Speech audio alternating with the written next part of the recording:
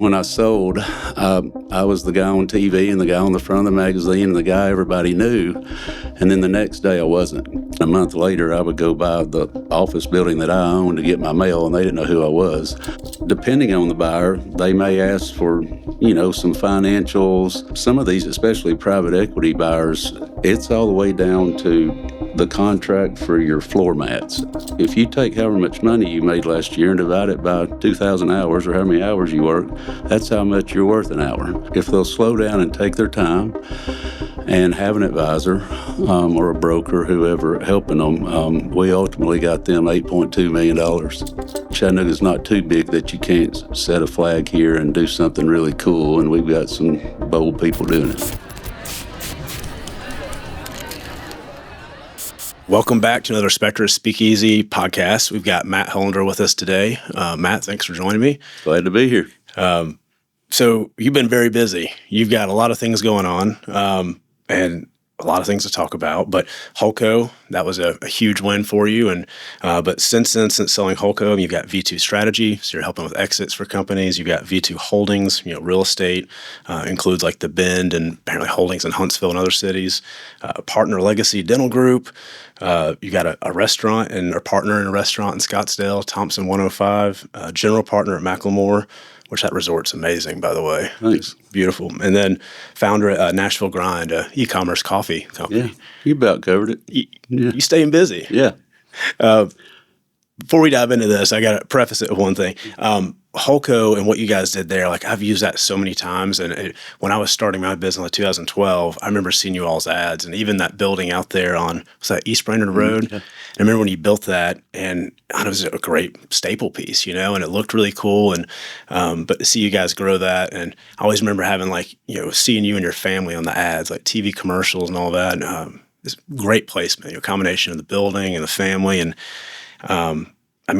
that exit, before you exited, that was largest in Tennessee, top 50 in the country for? Yeah, we were second in Tennessee, but we were what's considered top 50 by Remodeling Magazine. Yeah. We had an office in Knoxville, and we had 3 locations and covered basically from Monteagle Mountain to the right of Tennessee, barely into Kentucky, western North Carolina, North Georgia, a little bit in Alabama, but mainly the whole right side of Tennessee. Man. And when it was like 2007 when you got into that and took it over, right? I got into it when I was 14 years old, rolling window screens for my dad in a little shop out in Appleton, Tennessee. But I did acquire it from my father in 2007. Okay. Yeah, and then I sold to private equity in 2021. Okay. So this next week will be 5 years. And, so as we're talking before this, AI goes and crawls all kinds of research for us before guests come on. And it was amazing the details it came up with. But it was like 5.3 multiple from when you acquired it from your dad to when you exited, like the revenue multiple.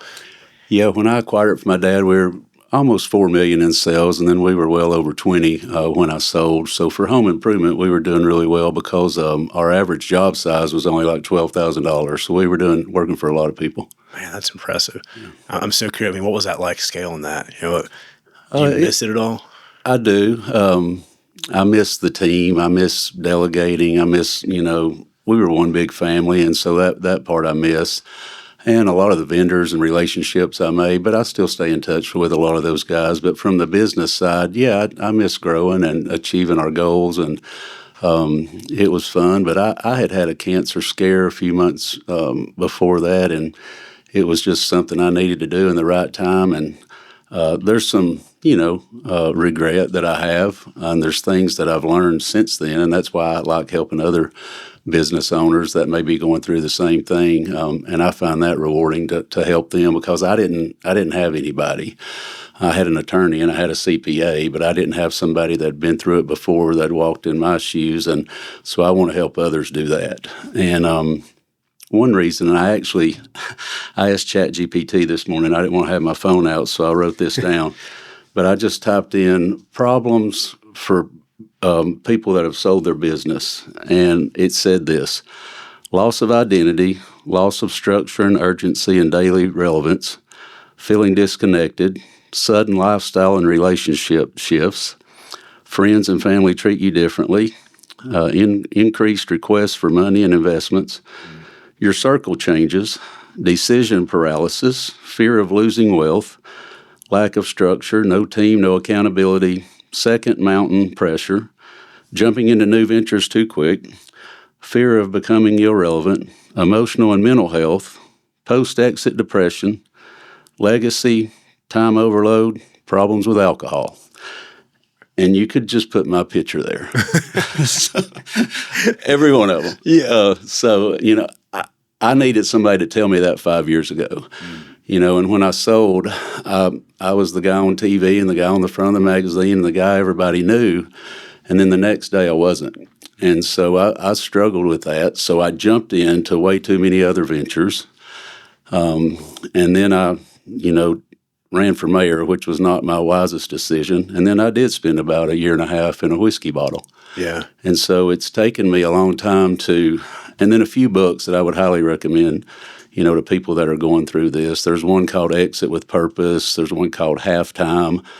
Several books that I would recommend that I wish I'd read at the time, or somebody would have told me, hey, pump the brakes, wait 6 months, figure this out. And I had so many ventures. I know you read off 6 or 8 there, but I'm really only active in 3 of those because I was half-assing a dozen. Right. And I really believe in focus. And so now I'm in a good spot. Yeah. That's good to hear. I mean, it's very real and authentic. A lot of people want to admit all that. And I haven't really publicly, but I am now. So, yeah, I've had some issues with it. I don't want to say it's common to like downplay it, but Ben Brown from Alderman Enterprises, I'm sure you just had him on. Yeah. And that's one thing he talked about. And he told a story about one of the companies that they bought, and the owner had spent his whole life in it. And literally the next week, the guy called him and said, I want my business back. Yeah. And everything you just listed was apparently what the guy was going through. It's very common. I mean, ChatGPT nailed it. It went into a lot more depth, and it's there's a loss of identity there. And I was so attached to it. Our family's name was on the door. I'd started working there as a teenager, and it was our 45th year in business, and something my dad built from the ground up. So to see that go away, it affected me for sure. Yeah. Yeah. At the same time, though, I mean, it's kind of perfect time to exit, it seems like, home services. I mean, I know they're still growing and AI can't exactly replace it, but at that time, it's probably peak numbers with money being cheap and a lot of people renovating. Yeah, and it was coming off of COVID, and that was huge for home improvement. Our backlog, we measure backlog by jobs we had sold that we hadn't installed yet. And it would typically be $2 or $3 million, and it was pushing $9 million. I mean, it was hard to get material because everybody was so busy. So for that reason, multiples were really good. I do that now by helping other people, and there's still some good multiples out there. Private equity's changed a little bit, I think, in the last 5 years, and they recognize the need for the owner a little bit more than in the past. Sometimes they would come in and say, oh, we can handle this, and they were corporate structure, and they might tell the owner he could stay around 6 months like they did me. Yeah. And a month later, I would go by the office building that I owned to get my mail, and they didn't know who I was. So I think now they're recognizing, hey, this guy has the relationship with the vendors and the employees and the customers. We might need them to stick around a little while longer and help us. And I think that's smart for them to do that now. Yeah.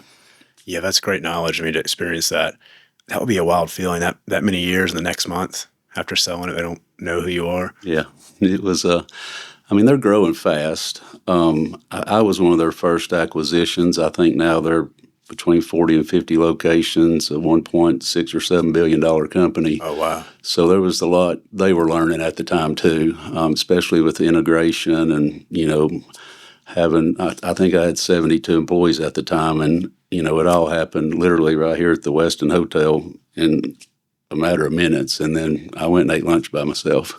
So, yeah. Man. So, I mean, it's kind of a perfect segue into like V2 strategy. I mean, that's a lot of what you're helping owners with now, right? Like helping them exit and plan that. And tell me something about that. Yeah, I really enjoy it. So myself and Chad Haney, he and his brother did a platform with Lookout Pest Control here in North Georgia, one of the largest pest control company around here. So they were acquired by private equity, and then they rolled equity and stayed in. So they're still there on the team. And then Chad helped them and went around the Southeast, and so far I think they've acquired an additional 35 or 40 pest control companies that they converted to be a Lookout Pest Control. And so in that, Chad would run into other industries that might want his help or say, hey, I'm ready to sell. So he reached out to me, and I had a lot of guys from my previous peer group and industry, and I used to speak at industry events, so people would reach out and say, how'd you do that, or how'd it go? And so we've been helping, a lot of people. Right now we're working with a contractor in Florida, HVAC, landscaping, pest control, a lot of home service related industry, mainly home services. Gotcha. Yeah. I mean, that seems to be booming right now. I mean, it's one thing that AI can't replace, but it can make it way more efficient, and make better profit margins. And I mean, how are you seeing that change with AI, and how is that evolving now? Yeah, there's a lot of automation. I've got a company close to Chattanooga I'm working with right now to sell, and no fault of their own, a lot of these baby boomers grew a great business, but they were behind. This guy didn't have a CRM. He's handwriting proposals and letting QuickBooks is the only software he has. And so they were already behind, but now they're really behind. So, there's a model we have where we can help them get ready to sell too, because most of them, 8 out of 10, are not ready. They want to sell, and sometimes if there's a health concern or issue, or they don't care as much and they just are ready to get out, we'll help them do that too. But I think if they'll spend a few months with us, we can make them more valuable, because we do we look at their marketing and what systems they're using, and I can fix or see stuff to fix right away. And then we've got a gentleman on our team, Terry, that helps us with that. We've got 4 people at V2 Strategy that have different skill sets, so we'll go in and help them either get ready or we'll take them to market. And then I like to talk to them, like we said previously, about the post-sale process and what that's going to look like.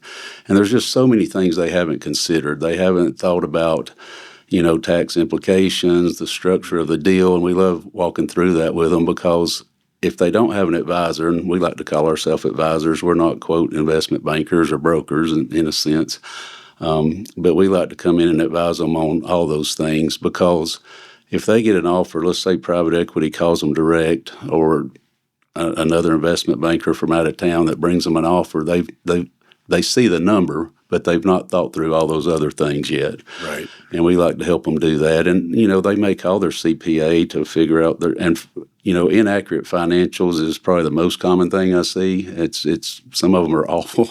Yeah. And so it takes a lot of time and due diligence to get all the information. Very few do we walk in and they've actually got it all. So it's a process, but we love helping them. Yeah.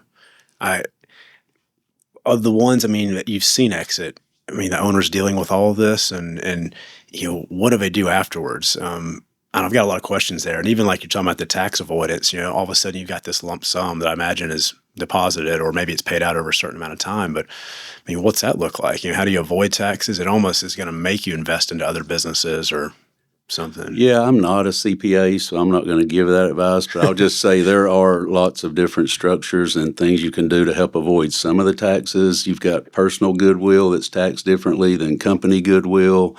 Sometimes it's, like in my situation, it was a one-time wire to UBS next door, and then in other situations, it's structured over time. Sometimes I'm working with 2 right now that it's going to be owner financed. So it might be 5 or 6 years or 8 or 10 years, and that way they don't have all that tax at one time. Mm-hmm. And then the owner gets to charge interest. And if they're okay taking that risk because they're selling their business, but in a lot of those situations, they're staying on or retaining a small amount of equity, so then they're still part of the team. And I recommend that a lot of times, because that's one regret I had. My name was off the door and I was out, and I think that hurt, maybe some of my previous employees, and especially the culture that we had, went away and changed really quick. So there's literally dozens of ways to structure the deal, but tax is one thing to look at for sure. So, what was the day you said you closed at the Westin? Yeah, April 16th, 2021. And then went and ate lunch by yourself. And what was the next day like when you woke up? That it was a blur looking back on it. I had some close friends that knew the acquisition was coming up soon, and I tried to take a little time off and go play golf, and trying to I was still getting phone calls from previous employees, what's going on. And so, a week or two went by and then it all just kind of settled out. And then I was trying to find myself. But it was like overnight. Their integration team came in and my buyer and I got on stage at the Westin. I introduced him and told the employees what was happening. And we went and did a little press conference and they took over and I went and ate lunch and it was just, it's still a blur. Were you nervous in that press conference? I mean, like, No, we knew it was coming. Yeah. It's really fairly important to not let the cat out of the bag ahead of time. And we encourage a lot of these sellers to not go tell all their employees. It can really confuse things, or the buyer's buying, a lot of things, but the employees is one of them. And if you let the cat out too early and then they start mumbling and you have some employees leave, it can hurt the deal. So we kept it kind of, I thought I did. I had one guy that kind of started talking 3 or 4 days ahead of time, but it turned out okay. That could be nerve-wracking as well. Like you have this secret, you can't tell anyone, and that'd be tough. I had some stats here, and one was 75% of owners report regret or loss of purpose post-exit. That was a global survey, which matches exactly like you said. I'm surprised it's not higher.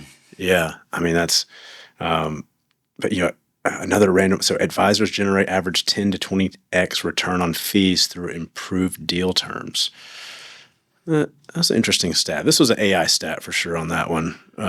Well, I think for advisors in that situation, well, there's one just recently that Chad and I did. It's a HVAC company. They were trying to do it on their own, and they had an LOI for $4.7 million.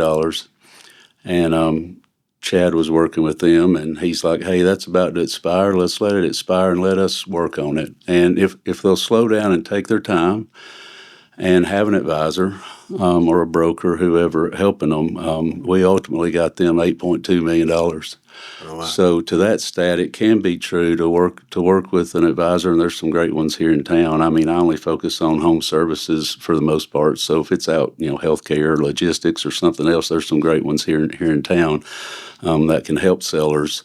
But yeah, I would agree with that. Wow, that's huge multiple, 10 to 20 times. Huh. So, when you're working with these different, I guess, clients, I mean, how long is that term? Is it like a one-time deal, or are they staying on retainer with you, or? Are you asking how long it takes for a sale or how long the owner's staying on? I guess how long with, V2 strategies when you work with a business? You come in advising just until it sells, or is that a long-term engagement, or? Both. We've got a couple that want to retain us to help them after the transition, but normally it's only before. And some we just help them sell, and we get a success fee or our fee that we charge in our engagement letter, and then we go to the next one. But it just depends on the situation. Some of the companies that still have the baby boomer, there's a gentleman, I think he's 67, we're working with now. He's okay to stay a year, and he should, because the potential buyer needs that help. Really smart buyer, but this was a strategic buy, not private equity, so they weren't really from that industry. So it'll be great for him to stick around and help. And this is also potentially one of those pay over time owner finance deals. So them working together, and the way we structured that deal, that needs to take a lot of time to develop. That shouldn't happen. It's not like selling a house or a vehicle. Like it's going to take a little while to do it the right way. Yeah. I had another client recently who I could tell was desperate. And I'm like, bud, just slow down. The sellers or the buyers can sense that. Yeah. And you're going to hurt your value. Let us just please take your time and do it right. And that's another maybe regret I have, is mine happened pretty quick. And then in the due diligence, that's something that a lot of sellers don't prepare for or understand how tedious it can be. I mean, it took my wife and I, and when you're keeping it a secret, a lot of times the owner's trying to gather all this information that the buyers requested. I mean, we'd go 48 hours with no sleep trying to gather all this information by a certain date, and they want a lot. And depending on the buyer, they may ask for, some financials, but I mean, some of these, especially private equity buyers, it's all the way down to the contract for your floor mats. I mean, it's everything you can think of. And so it takes a while to gather that information. So walking with that seller and letting them know, hey, it's okay. It's going to take 3 or 4 weeks to gather all this information, and just walking alongside them gives them comfort, and they don't feel like they're by themselves, just only dealing with the buyer. Yeah. Or the buyer's attorney. That would be really tough to go through by yourself. I mean, when you're describing that, a buddy of mine has a saying, desperation is a stinky cologne. Mm-hmm. And you never want anyone to pick up on that, right? Yeah. But if someone does need the money or are really ready for an exit, that would be a tough game to play. And I guess you all go back. I mean, how does that work once you get them all the information and data? I mean, you start working with whoever's buying it. I mean, is it a back and forth negotiating? How long does that work? Typically not. There's 2 ways to do it. What we prefer to do is get all that information on the front end. It's a lot of work for the seller, but if they're serious about selling, they need to get all that together anyway. Yeah. So if we can get all that information on the front end and then we get an LOI from the buyer, it usually stays with that number. And the LOI, if it's a really big private equity group and a decent sized company, they may do a quality of earnings report where the 2 CPAs get together and agree that the numbers are correct. Yeah. But usually those go pretty well. Another way I've seen it is where they immediately get an LOI, then they ask for all that stuff, and that's where you might see negotiation, and sometimes it's on purpose. Mm-hmm. And then they come back and they're like, "Oh, we told you we'd give you $8 million, but now we only give you $6 million because you gave us all your stuff." So we like to do it on the front end versus doing it after the LOI. Yeah, makes sense. So for those listening that might be ready to sell their business or thinking about it, like what's kind of a number one issue you see that business owners need to think about ahead of time? I think exploring all the options that they have. For example, I didn't know. We were $9 million backlog, like trains about to run off the tracks, $20+ million in sales, and here came a buyer, and I didn't understand. I was in a peer group with this gentleman when he was a $9 million company. Yeah. So we were friends, and he reached out, and then the attorneys started talking, and I never looked elsewhere. But I think, this, and he was private equity backed, which I didn't understand or know who that company was at the time. So I didn't understand the game, or that I could have shopped it to other people before I signed the LOI, or that I could have sold to another private equity group and I would have remained on, or that I could have rolled equity, or was it a strategic buyer? Like, I didn't understand all the options that I had. Yeah. And I think that, to answer your question, someone should call someone like myself or any other investment banker or broker and go through all your options. It's when they think sale, they just think the number. Yeah. They don't think about who's going to buy it and how long is it going to take and how are they going to pay for it and is there any debt involved, or they want me to own or finance it or not? Am I going to have to stay on 6 months or 2 years, and how long is my non-compete? Like, there's a lot that goes into it. There's non-solicit. There's a lot of things that they need to think through on the front end. Let's say they wanted to go open another heating and air company. Well, you may not be able to for 5 years. So yeah. It's just, I'm sorry, that's not one answer, but it's looking at all the options before they head down one of those paths. Yeah, that makes sense. And then if we can make it a competitive environment and we've got multiple potential buyers, then that can raise their value too. And that goes to taking your time and getting all that information. We put the package together and then put it out to the market as what we call a teaser. Sometimes the teaser, and it won't use their company name. Like, we've got one up above Nashville, and it's called Titan. Nobody knows where it is or what it is, but it mentions this is the industry, this is a general area they work in, here's their EBITDA, and some highlights, 42-year-old company, blah, blah, blah, and we'll put it out to the market and then see who comes back that may be interested in taking the next step to look at it. And if we get a lot of interest, that's good for the seller. Yeah. And a lot of times we, in full transparency, sometimes we go straight to a buyer that we have a relationship with, or straight to private equity that we know works in that, say, roofing vertical or landscaping vertical. But sometimes we will partner with another broker. There's one primarily that we use that's heavy construction related. I had a phone call yesterday, local Chattanooga company, heavy in construction, but kind of commercial construction. So that one I may go to the guy that knows everybody in that space. Yeah. And it may cost them a couple more percent because now I'm having to split it with that broker, but I feel like we always deliver the value. And we're a little different at V2 Strategy in that if we don't find you a buyer in the right situation and the right price, then you don't pay us. Yeah. A lot of brokers charge a retainer or a monthly fee to work with you, and we take a little different approach. Now, we don't want you to waste our time, and we don't want, vice versa, but Sure. if we can tell you're sincere and we start working together and you like us and we like you, it's going to take a little while, and we just invest that time because we know we'll get paid. And like the heating and air guy that got $8 million instead of $4.5 million, he was happy to give us that 2 extra percent. So Yeah, that's kind of what we hang our hat on. It. We always say, a good friend of mine told me this years ago, those in the know those who know. And we like to say we know who to call. We also know what to do, but more importantly, what not to do, because Chad and I have both done this before. Where a lot of brokers, they may be great brokers, but they've never owned a business or sold a business. And so I guess I can explain to them firsthand what I went through, you know.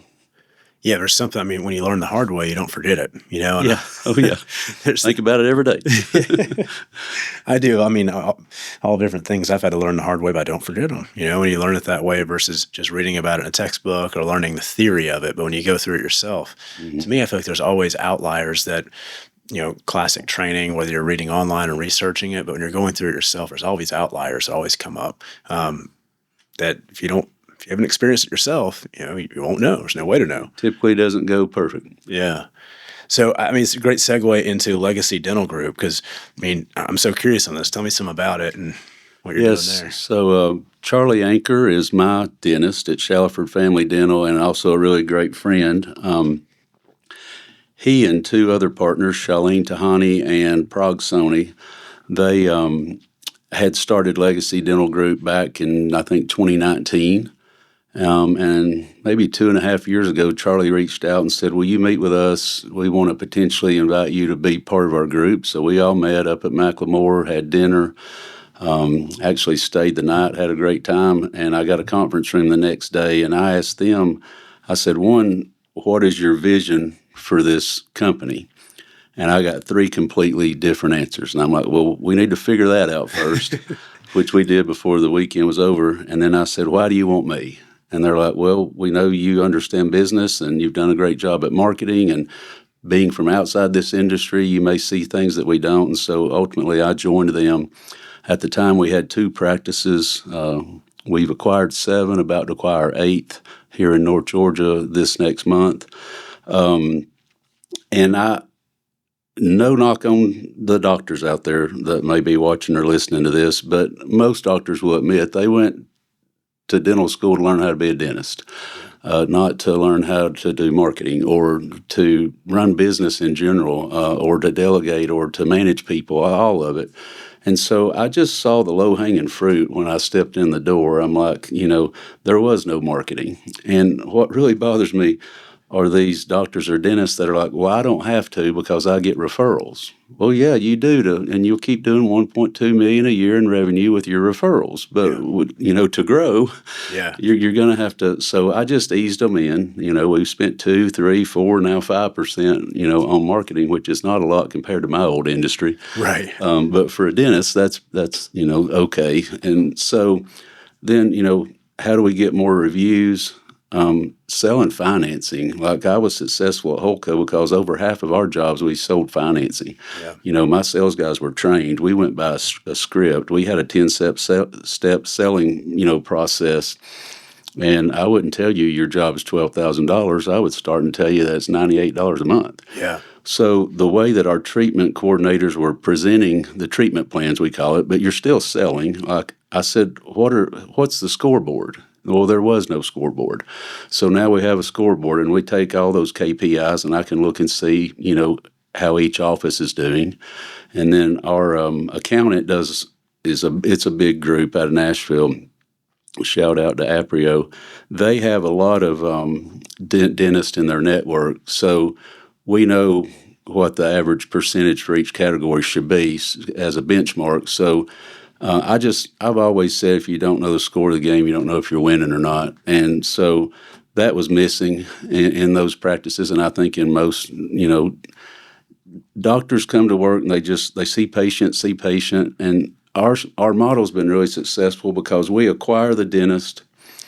Then most of the time, a couple of times they were retiring, and we just worked out a referral thing with their patients. But most of the time they'll sign on and stay with us for a minimum of, say, 2 years. And then all they have to do is come in and be dentist and see patients and worry about patient care.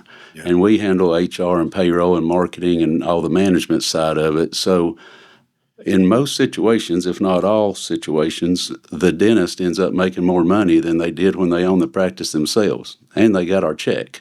Yeah. So it's been a really good model, and there's a lot of DSOs, they call them. It stands for Dental Service Organization. It just means private equity that rolls up dentist office like Ben does, in his space. This is just in the dental world. Yeah. And there's some big ones. There's, Heartland. The dude's a billionaire now. Marquis got 500 or 600 locations. Wow. And so we're a tiny version of that, but we're trying to learn from them too. And then I'm in the process right now. Any dentists out there that are not in the Chattanooga market, we're doing a mastermind peer group. Okay. I contributed a lot of my success at Hulkco to peer groups that I was in and what I learned from others. So I've got a dentist in Newport News, Virginia. I've got a husband and wife that owns 2 or 3 practices in Iowa. So we'll meet here in Chattanooga actually this fall and share ideas with one another. And you got to, we'll sign, confidentiality agreements, but we're going to share our financials and everything. And I think that's the only way to get better. So I just saw a lot of opportunity I don't know the first thing about working on teeth, by the way. But that's the whole point, and one of my favorite business books is The E-Myth, and it even says, usually the technician, they've been working on a heat and air unit, and then one day they go open a heat and air business. They don't know the first thing about running a heat and air business. Yeah. They just know how to work on it. They'd been better off going and buying a flower shop. Right. So it's kind of the same way. I'm coming into the dental world with a new set of eyes, and it's been fun, and it's going well. A lot of, not say a lot, but I say every doctor, dentist, they don't go to school to really be business people. They go to school to learn a skill, Yeah, and I'm glad they do. When I get my other hip replaced, I want Mark Freeman to have went to school to learn how to replace a hip, know. But that's why it's fun to me. And a lot of these DSOs or any private equity, really depending on the industry, they bring that knowledge. Like you were talking about AI, we use some software in the dental practices called Level Up, and it generates a lot of these. If you send something through our website, it's already engaging with you right away. And so a lot of those systems, and then unfortunately, like there was not a CRM, so to speak. There's some software most dentists use called Dentrix that's for teeth, but not a true CRM that I can see the score and that will communicate with the patient. So implementing that's been a big help. But it's been fun to. That's where I find passion is going into a business, whether it's dentist or one of these home service companies I'm helping, and immediately seeing what can help them right away. Not because I'm smarter than they are, but I learned it before they did, or I changed and adapt, or I learned it from my peer group. Yeah. And it was the same with my father, bless his heart. I wouldn't be here without him, but all he did was work. He worked, and that's all he knew how to do. He went and measured the job. He ordered the windows, or he manufactured the windows, and then he went and put them in. And as we grew and I got engaged in these peer groups, I understood the value of having the right team and learning how to delegate. And, I just had to have that conversation with my dad this week. He has a house up on the Tennessee River up in Decatur, and he's like, hey, and they love it. He and my mom love it. They bought it back in the early 90s. And he's like, it's a lot to take care of. We may sell it. And I thought about that night, and I called him the next day, and I'm like, you really have no basis in that house. You've owned it for so long. If you sell it, you're going to owe $200,000 or $300,000 in taxes. Just pay someone $1,000 a month or whatever it costs, and just go enjoy it. And it's that mindset. I talk about this in my book. If you take however much money you made last year and divide it by 2,000 hours or how many hours you work, that's how much you're worth an hour. So should you pay somebody to cut your grass or not? For me, that was easy. And I actually enjoy cutting my grass, but it was not smart for me to cut my grass. Yeah. And so I think having systems, and this also comes out of the E-Myth, but when I had Hulkco, there was a sticker on everybody's telephone and on everybody's desk that said, the system is the solution. And that's what we're pushing for at Legacy Dental, and we're getting a little bit better every day. But it takes time to integrate that. Even like a new CRM, it's junk in and junk out. So you've got to really take time, and I think it may take 6 months for it to be really accurate. Yeah. And you just got to be comfortable with that, but work on it every day. What I see, unfortunately, is a lot of businesses, they'll pay for the right CRM, and it's not the $3.99 a month or whatever they're paying. They get busy and they're not utilizing it the way they should, and they don't take time to put all the right information in. Yeah. And I'd say that's true in a lot of them. So I'm going to force these dentists to make sure that we use it the right way. And I think it can. The right one really helps a business. And there's so much, even in the home service. There's one called Jobber. There's a lot of them out there. I mean, they take photographs before and after. They're made for your installers, for the customer, for production. It places your order with the vendors. They do so much, and it makes it so much easier that you can scale a lot quicker than you could in the past. Yeah. Do you think that's the number one thing that most of the practices are missing, or whenever you buy one, partner with one, what do you think is the biggest thing they're missing? Probably mindset. Yeah. It's just not knowing or understanding. Even Charlie, I love you, Charlie, but he had been grinding being a dentist. And when I brought a few of these things up, I'm like, hey, man, you're running a really big, successful practice with several doctors in there. You don't do this? He's like, no. So we're implementing a lot of that in his practice and then all the legacy practices as well. But most of the time it's like you got to prove it to them first. And I can say, look, this is what I did before, and this is how it worked. And that's what brings me excitement, is making that change. And then they understand it, and then they get on board, and it just makes life easier. Yeah. So I've got so many questions on this because this really hits home, working with healthcare practices for a long time. And when you come in and you talked about there's probably basically referral based, not really spending advertising. Where do you look at with advertising dollars or marketing dollars? You start pushing that up. Is it a percentage of revenue, or what's kind of your formula there? Well, it depends on the industry, and to me it's a numbers game. I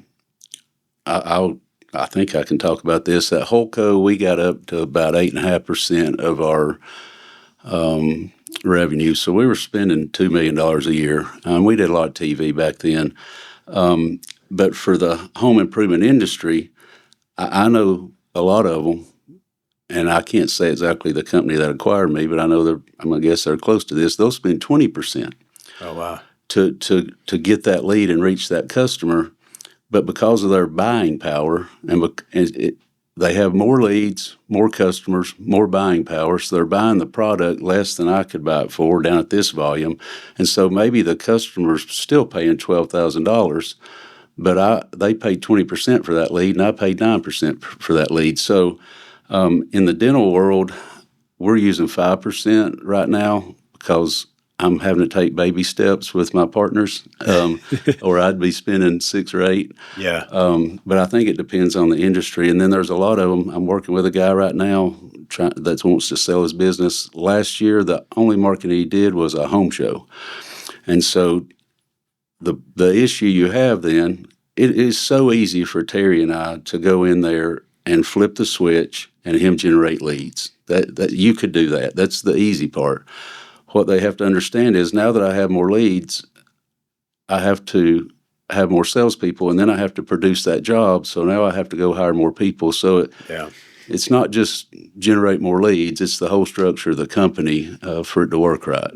But there's not and I don't know. I can tell you from a dental world, I don't know in other healthcare industries, but it's really all over the board. And looking at my peer group, there's for any home service guys out there, there's a book called The Wealthy Contractor. It's a short 75, 80-page book a friend of mine wrote, and it's all about mindset around your net profit. And for years, the peer groups I was in, I would see these guys doing $30 million, and they're making 2% net profit. and they're like, well, we're growing. And, he challenges that why can't you make 15 or 20% net profit? Yeah. So I see that a lot, especially in the home service world, is these guys, they're taking a decent salary and they got a nice pickup truck, but they could be making a lot more money if they really understood business. And, we would take, and I won't go through the whole P&L right now, but I do, it's ingrained here. We would have our sales price and a 50% gross margin, and then out of that 50%, we had our marketing cost at 9%. We had our sales cost, which was 11%. We had our G&A, which was 15%, and then we were trying to make 15%. So when you look at the score of the game and you see which one of those, and we didn't really follow EOS system, but I stole a lot from that book, Traction, and the scorecard they use. Like, we would have one at all of our manager meetings, and it would all be color coded, and it was either green, yellow, or red. Yeah. Green meant we're hitting the mark, our sales are up, our leads are up. Yellow meant, we're really close to hitting it, and red's like, these are where the problems are. So we just quit talking about red or green and yellow. We just talked about red. We'd show up at a manager's meeting and say, what's red, and let's make it yellow and green. And so taking that approach, I think a lot of people don't think about because they're too busy doing. Right. And then the next day they're behind on emails. They got to do it again. They're waiting on to get that quote out. And that's that mindset that E-Myth talks about. It's the technician trying to run a business. Sorry, I got on a tangent there, but no, I agree with all of it. Marketing costs I've seen all over the board based on the industry and the mindset of the company. Yeah. We started using EOS a couple of years ago, I guess now, maybe 3 years ago, and it's helped tremendously. Yeah. Still patching holes all the time, and we use the same sort of like the KPIs, and we have a spreadsheet, and every week, so it's in EOS terms, it's level 10 meeting, it's hour and a half meeting it's every Thursday from 10 to 11:30. Everyone shows up at 10, we end at 11:30, there's a whole structure. That's really helped, especially marketing advertising world, because a lot of us are creatives or my background programming, and it's the same thing you're talking about. If you're kind of a technician of some type before, and all of a sudden you got to run a business, and it's easy to get busy doing your skill, but then there's a business part you've got to run, and it's helped us stay on track and definitely helped us focus on things we need to fix. Yeah, and this was several years ago, we made that decision. Otherwise, I would go, if I were still in the industry, I would definitely be using EOS, and a lot of the companies now are, or at least the ones that are a little bit more successful that I see are. Yeah. Guys from my old peer group, I think, have all converted to that. Yeah, it's pretty powerful. So I'm curious now on because you've got, of course, like the incubator, but you've also got developing the Bend, and how'd you get in the property? Is that passion thing, personal passion, or opportunity, or? I've always had real estate, or passion for real estate, even when I worked for my dad many years ago. When I was in my late 20s, I built my first subdivision over off Tyner Road in East Brainerd area. It was a small 27-lot town home development. And I back then, I was the doing it guy. And I can remember being out there on a skid steer for hours. But you were in your 20s then? Yeah. So, and then I've flipped property for years, and then I built a mixed-use retail development out off East Brainerd Road. It's a 30,000 square foot. I like saying mixed-use retail development because it sounds better than strip mall, but that's what it is. Yeah. And I really got the passion for commercial real estate, and that's mainly what I do. And then I enjoy being partners. My partner in that project's Bobby Cronin. We've owned that building for almost 14 years, built it ground up, and I don't dot. I know what I'm good at, and I don't dot I's and cross T's a lot of the times, and Bobby does. And so I'm kind of front-facing. I'll help find the lease and deal with the realtors and the architect, and Bobby will pay the bills and send me my K-1 and put the money in the bank. And so I enjoy strategic partnerships like that. It's the same thing with the dentist. Charlene dots the I's and crosses the T's. Prague looks at all our costs. Charlie's the dentist talking to the other dentist, and I'm the guy dealing with systems and marketing. So we all know what lane we're supposed to stay in. And then like my project in Huntsville is an 18-acre commercial development. We've got a surgery center going in right now. We've got a potential hotel going in on that site. Wow. And I saw the vision for it, but I don't live in Huntsville, so I brought in a good friend that lives in Huntsville. It's part of that project, and he brought in his buddy who's a commercial realtor, so we got the right team there. And then Jimmy White and I started talking about a year ago, and I introduced him to my friend Kessler, and he and Kessler, I mean, this thing is, there's a lot right now I can't even say that's confidential that's happening at the Bend, but it's very exciting what's happening down there. So I've got an acre and a half from Jimmy down there that kind of borders the Bend that I want to develop. And then I've got a first right of refusal on 2 of his other lots where I really want to build high-end condos here in Chattanooga. Yeah. So I'm working with an architect now on some concepts for that. It's a concept I know we don't have here that's been successful in other cities. And I think there's a need for condos. I talked to 2 guys yesterday that are looking for what I want to build. And selfishly, it's potentially a place I'm going to live too. Yeah. So I've always loved the real estate game. The problem is the same with this, whatever it called it, opportunity confusion. I don't want to have so many projects that I can't focus. I've got a couple projects that may sell real soon, which will free up time to focus more on, maybe potentially these projects at the Bend. And I don't have a big team.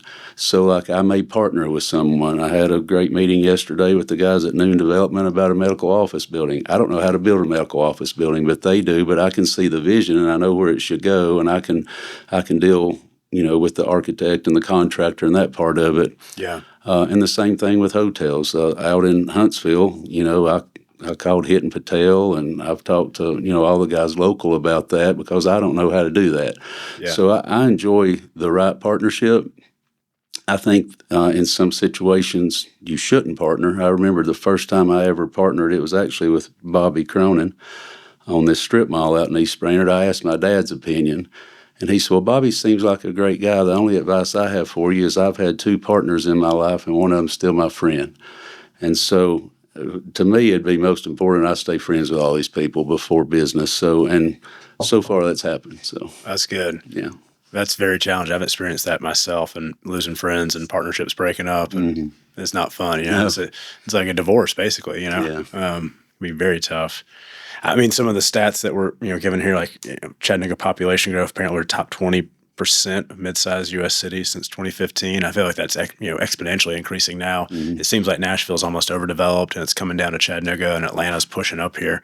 Yeah, that's very accurate. Hell, it feels like you drive 45 minutes south and you're already in Atlanta at this point. You get past Dalton and it's close to Atlanta. And also there's a stat here: luxury condo demand's up 18% in secondary markets, since COVID, basically. So it seems to support everything you're wanting to do. Do you think Chattanooga is a good market for it right now? And what are your thoughts? I think Chattanooga needs to be open-minded to it, but I do feel like there's a market for it, especially down here by the river and being downtown. They've done a good job with the urban development and the overlay that Tinker Ma, shout out to Tinker Ma, helped Jimmy do for that whole area.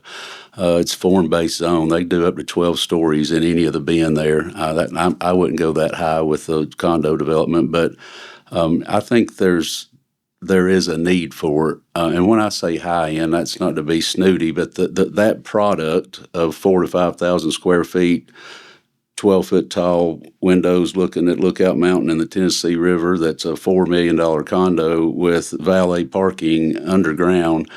And I won't go into the whole architecture of this building I've designed in my head, but I feel like there's a few people in town that would want that. Yeah. I'm not talking about building 30 of these. I'm talking about building a half a dozen of them in the right spot. And I know there's other condos being built at the Bend.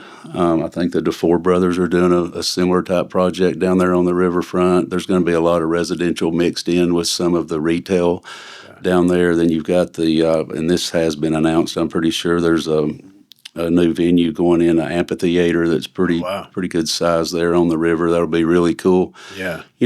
Jimmy's been working on this for years, but it's all, I've been in all the meetings. It's now happening. But this is changing Chattanooga, and I'm damn near doubling the size of it. So I don't want people to think like my poor buddy Gary Chazen. They've done an amazing job building this new baseball stadium, but some people are complaining it's not happening fast enough. Projects like this take a little time, especially to do it right. It's no different than selling your business, And I've seen that the peer group I was in was mostly design build contractors, and I had read that term in magazines for years, and it sounds simple, but I really didn't understand what it meant. But you design it, and then you build it. And like my wife and I just remodeled a condo down in Florida, and I was the worst customer. Like I was that bad Hulkco customer, and I didn't follow my advice, and we designed it as we went, and we got halfway through, and she's still picking out stuff. And so, true design build is you pick everything out from that cabinet pull to the flooring, the paint, trim, everything's done, and then you just go build it. Yeah, and that's what has to happen. And so, when you're juggling, where does an amphitheater go, and where does this 12-story building go, and where does a 6-story building go, and where are we going to put public parking? It doesn't happen really quick, but it's getting closer. I imagine there's probably some challenges as far as like all the groundwork and that sort of thing, because it's a former industrial site. Like I know in Chasen's property, that was some of the challenge early on was contaminants and all of that. So it probably makes it more complex, I would imagine. It does. I've done some development downtown, and when you start at the river, there's foundry sand. Most of Chattanooga knows, there's a floor underground, and that's because what they filled all that with was there's barium and there's all kinds of pollutants in it. But as you come this direction, I would guess, knowing where I've built buildings, I'd say right here where you're at is 15 feet deep. At the river, it may be 80 feet deep. Wow. And so you've got to either get past that or core drill it and pull it out, and then you got to haul it off to the right place. So it can be done, and it'll be fine, but there's a process to go through depending on how the soil test and how deep it is, and then the construction method. It's not like building on a crawl space on a house. Most of the time they have it's a construction term, it's called geopiers, where they drill a big hole in the ground and take just that dirt out that they get rid of, not the entire site. Sometimes they do the entire site. And then you fill that with concrete and you build on top of that and you leave most of the soil under it. So it depends on the method of construction, but it is an issue, but I don't think it's an issue in a lot of cities. Yeah. And so some of that, are you saying some of that like 80 feet, is it the fill that we actually, because didn't they take down where Blue Cross Blue Shield is, Cameron Hill? Cameron Hill. Didn't they take that down to fill the city streets because the city was flooding before the dam? I think that's where a lot of it came from. And flooding was from what I understand, and I've seen a lot of pictures from back in the day. But I think back then you didn't test or worry about what was in it. They just wanted to fill it. So, right. But now we do. So we're going to have to put potentially like 80-foot piers or get down that deep? Potentially. Wow. If you're close to the river. I think out here at the bend, I have no idea. I don't even want to say out loud, but I don't think it's 80. It may be more than 10. Okay, gotcha. So you've had one book that's already out, Daily Climb, right? Mm-hmm. And then I meant to bring you a copy. I'm sorry. I got them in the car. That's right. Yeah, I'd love to check it out and read it. You've got a second book coming out. We can tease it. I don't have a title yet, but I want to help all the business owners that potentially are trying to figure out their exit strategy, not make the mistakes I made. Mm-hmm. And so it'll really be based around everything we talked about at the beginning of this podcast. And I don't have a title yet. I do have a publisher out of Texas, and I'm raring to go, and I've got a lot of the content already. And my buddy Terry's helped me with the format, and we've got the chapters laid out. But I'm not quite done with it yet. But it'll be for anybody that potentially is even thinking about selling. It'd be a good book. Yeah. And tell me something about the Daily Climb. Can you give me the overview of that? And it's just 10 principles in the book and stories from my life. We mentioned vision earlier. There's a whole chapter about vision, and different principles throughout the book. And then the last chapter is my eulogy, which sounds weird, but we're all going to die, and so I just face it head on and talk about it. And if I have a vision, and I think everybody should, whether it's where's Spectruss going to be in 5 years, or where's the Bend going to be in 5 years, or where's Legacy Dental going to be in 5 years, you need to identify where that is and then work backwards to be able to achieve it. Yeah. So when I was forced to write my eulogy, now I've got to make sure that I live up to it. And so it's just principles that I live by or try to live by. And I'm the pot calling the kettle black because there's some I need to read it myself sometimes because it's like I can see what you're doing wrong with your golf swing, but I can't do it myself. Yeah. And so it's kind of a daily reminder. And then I actually I think you can go to matthullander.com, maybe, yeah, and sign up for daily emails. I've gotten a little lazy, and they're now weekly emails, but they're pretty short, and it's just usually life experiences. And I talk about the transition when I sold my business. I talk about the running for mayor and that disaster. But, yeah, it's just kind of principles to live by. What was it like running for, the short version of it? Like, I feel like I've in my head wondered what it's like. We helped one candidate years ago for mayor as well, and just seeing like basically open your life up, right? And everything's now for public view. What had to be stressful, right? Yeah, very. It's looking back kind of a blur. And again, I didn't know what I didn't know. I did. My dad has been in politics forever, and I was endorsed by, I think, almost every elected official. But I hadn't played that game before, and I didn't realize how dirty it could be. Yeah. And I've went and met with Westin, and we're good now. And I've told him, and I think I'm sitting where I am, and he's sitting where he is for a reason. Yeah. And I'm fine with both of us sitting where we're at. So Yeah. But I did learn a lot through the process, and it can be ugly. And I didn't realize that that's just part of it. I'm like, we can't treat each other this way. But if one of your, you gave me a little bit of hint about what you were going to ask me today, and I'll go ahead and answer one of your quick fire questions, which was, Oh yeah, perfect. I think it was something like, what advice did you not take that you're glad you didn't take? And Yeah. I met Charlie Kirk before he died. He was speaking down at Calvary Chapel, and Pastor Frank had me go backstage, and I got to spend some time with him. And this was during the mayor's race. And I was up in the polls, but my candidates had come out with some really negative mailers on me to the point they like blacked my eyes out and stuff. And it was pretty mean. But there again, it's part of the game. Yeah. Well, my political advisor had produced 2 TV commercials against my candidates to kind of counter that, and they were pretty bad. Yeah.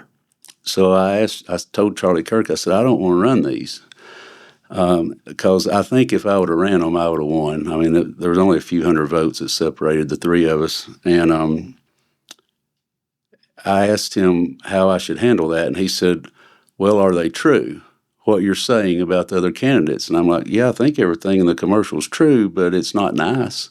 And he's like, well, if you want to be in the arena, that's probably what you should do. And I didn't do it. I think he was correct, but I didn't want to show my daughter that side of politics, and I think I lost the race because of it. And I think that was God's plan for me, and God's plan for Westin, so I'm fine with it. Yeah. I've made peace with that a lot more than I have selling my business. So. But I got some regret with both of them. Yeah. I mean, I think Hence the whiskey bottle. Right. Oh man.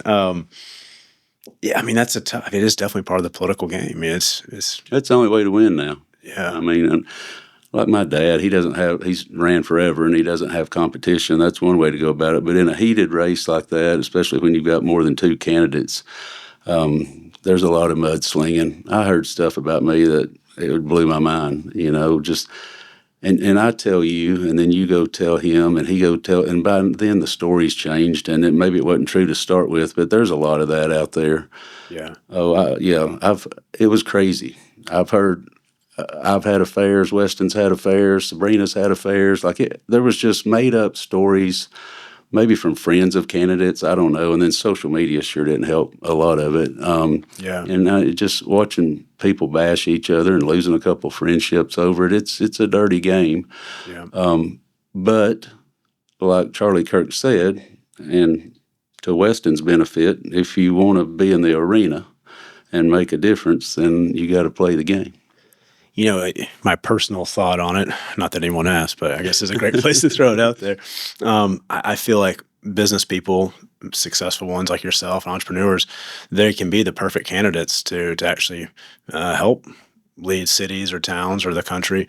But man, why would someone like yourself even want to go up there? And it sounds like it may be a great thing. You don't have to deal with it every day. Like you just basically open yourself up for the public to trash you, and you've already made money, you're already successful. And I think it eliminates a lot of people around the country that could really help cities and states, because they don't want to deal with it. They're already wealthy and made the money. Like, why go deal with all that?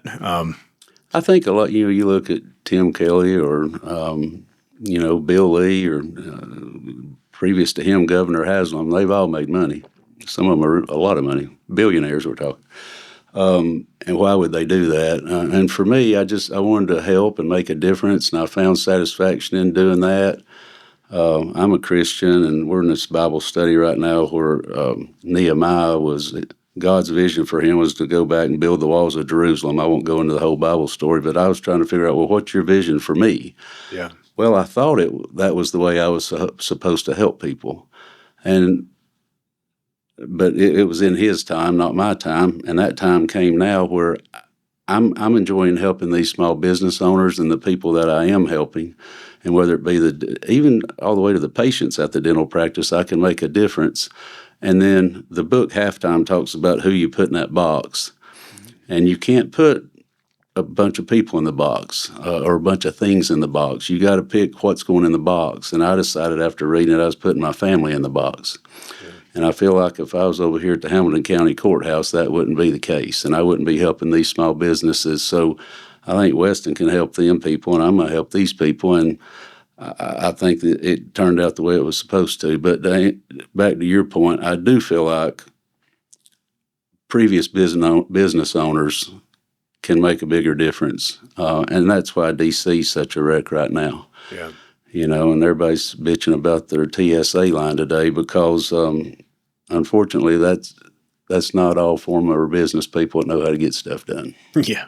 So it's a bunch of professional politicians, For the most part. Yeah. So we already started the quick fire questions. So let's go down that list. So what does your actual morning look like? And it had a note here. I don't know where, like, I said I walked 5 miles. Said you walk 5 miles. Like, is this on a social media post somewhere? Where? I do walk every morning. Good question. This morning, I got up at 5:20. I drove my daughter to McCallie, where she got on a bus to go to a Young Life camp where she's working as a leader down in Florida. I came home. I did walk, not quite 5 miles, but I probably got 3 in. Nice. And then I hit the gym. Then I go to my home office. I decided, my calendar looked like a bathroom stall with everything crammed in everywhere, albeit maybe with less dirty language, but I had to take control of that. So I just decided I'm not taking meetings before 11 o'clock. That's when I see my family. I don't sleep well anyway, so I'm more of a night person than a morning person. So I use the morning to get going, exercise, and then I'll start working, or I can go down in my office at home and work. I do have an office at Legacy Dental. I'll try to sometimes break out of the habit and go over there and get some work done, because for a long time after selling my business, I was just working in my truck. Yeah. So I needed that structure, and I could use a little more structure. I still let stuff sneak in there. I won't use his name. He knows who he is. There's a banker in town. Hey, Matt, can you have lunch? And I'm like, why? You're going to try to sell me something, or you want me to use your bank? Yeah. And I got to quit taking some of those. I need to go eat lunch with my wife or my daughter or my friend. And so, but my morning looks like that about every morning. Yeah. For me as well, like the mornings I try to protect, and it's hard, but that's usually where my mind's the clearest. And as the day goes on, it gets muddier and muddier. By the end of the day, I'm like, not a good time to talk. I start shutting down by the end of the day. All right. So we already kind of covered this some, but another quick fire question. Biggest mistake home service owners make when they start thinking about selling? Yeah, it's hard to say one thing, but I would go back to looking at all their options and understanding those options. I think they don't know what they don't know. And most of them don't even understand what private equity is. They may have heard the term before, but they're out here working on heating and air units or putting roofs on somebody's house. They don't understand. I've met with some of them, and maybe in an email told them I need to know their EBITDA, and they can't pronounce that or even know what it means. Yeah. And I have to explain that to them. So really understanding what a buyer's looking for, and then as the seller, what are your options? And there can be 5 or 10 different options, not 1 or 2. And a lot of times the deal can be structured in a way that maybe you're not in those 75% of people that regret doing it. Yeah. All right, next question. What's something Chattanooga gets right that the rest of the country doesn't know about yet? I'm curious on this one. It's hard to answer. I would probably say that I think there's an opportunity in Chattanooga for people to be bold. I think if you and I went to LA and we were looking down on the city, there's not a place it's full and old and busy. And I think Chattanooga, we've done a good job of giving young entrepreneurs or people like old entrepreneurs like myself an opportunity to do really whatever you set your mind to. And I think there's a lot of that going on here right now, and I think it's really cool. So I think, like you mentioned, Nashville being oversaturated, and it is. There's more cranes in Nashville than anywhere in the United States right now. But I think Chattanooga's not too big that you can't set a flag here and do something really cool, and we've got some bold people doing it. Yeah. Very good point. It seems like it's still kind of early on in Chattanooga. There's a lot of growth left to happen. I think it's also one of the prettiest cities in the country, too, with the river and the mountains and it's beautiful. Amazing geography. I will say there's a book called The Bold Ones that I read that's really cool. Okay. What's it about? It's about being bold, and it tells some stories about other entrepreneurs and businesses you may or may not have heard of, and how the entrepreneur decided to be bold and go after their dream, and how they reached it. If you haven't already, I'll share it with you afterwards, but Founders is one of my favorite podcast series. I listen to that all the time when I'm working out or driving. I get sucked into podcasts when I'm walking. It's pretty bad. Yeah. I got a bunch I listen to. It's motivating stories, though. I hear about what other founders have gone through, and anyway. All right, last one here. So what's next that you haven't announced and you can talk about? Anything you can tease? I think we've already teased the 2 that I got coming up, and that's going to be a second book about purpose and exit strategy, and then I want to build some really kick-ass, fancy and expensive condos down here close to the Tennessee River. Yeah, and I've started working on some concepts with my buddy Craig Peavy at Tinker Mall. Awesome. Yeah. I'm excited to see them. It sounds like the right time, too. I mean, if Nashville and Atlanta flowing here and California and New York, I mean, there's nothing like what you're talking about. I mean, with what Jimmy potentially can do there, and I have met these guys. I talked to Dan Kurtz this morning. Dan owns Trilogy Studios. He's partners with Taylor Sheridan. He owns Optic 8, who makes all these sound stages. I mean,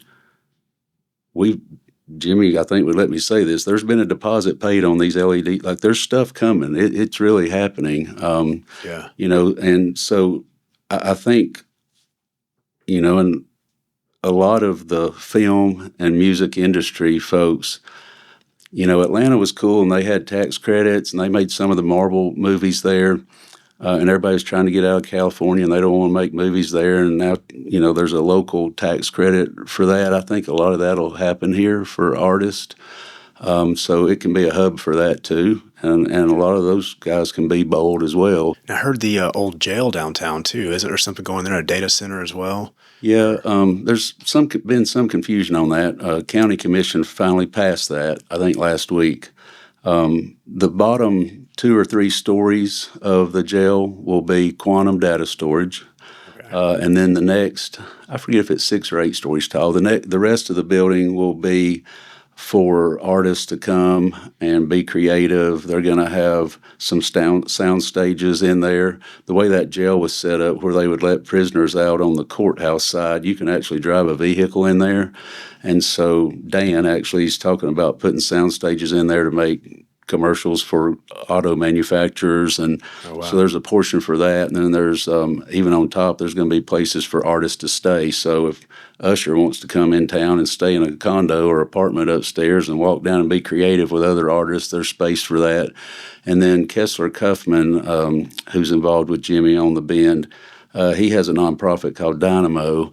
and they work with the city of Chattanooga and the school system to, if kids maintain a certain grade point average, they can go and they will use that space also to learn photography and how to make a podcast and how to record music. And so it's going to be a multi-use facility, but I think it's a great use of the facility. Otherwise, what do you do with a big building that has very few windows in it?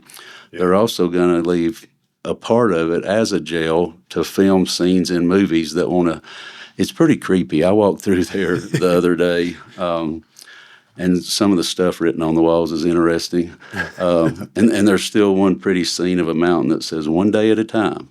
But it's a cool space, and I think that's a cool use for it. I think there was a lot of chatter out there, and people didn't understand what it was, and they thought that these data storage is massive across the entire country. Yeah. And that's a whole nother podcast to talk about that. And a lot of them, we are going to run out of space, but we got to fill it up before our enemies figure it out. Yeah. And I think the quantum, which, and I'm not going to, because I don't understand, try to explain quantum, but I know EPB's really involved in it. We're going to be one of the first places in the world to have that, and it doesn't use water to cool them, which a lot of the data centers use a lot of water. Yeah. This just uses electricity and your regular heat and air unit to keep them cool. And then I think there'll be more of that happen around here, but it's not like the entire jail is filled with computers and data storage. That's not the case, but it'll be a really neat project. That sounds really cool. Looking forward to checking that out. Yeah. Jailhouse Studios is what it's called. Okay. Oh, I'll definitely look that up.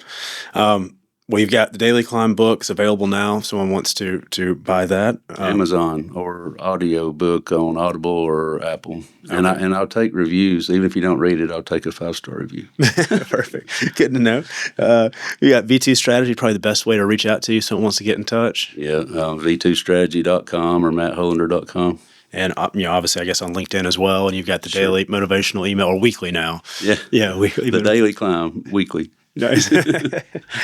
Well, we could keep talking about it forever, and definitely have to have you back and go more down these rabbit holes, especially around like quantum. And I mean, all of it we talked about. I'm fascinated by the development of the city. So definitely have to have you back. But yeah, man. Thanks for coming on, chatting with me. I enjoyed it. Thanks. I appreciate it. Thanks a lot.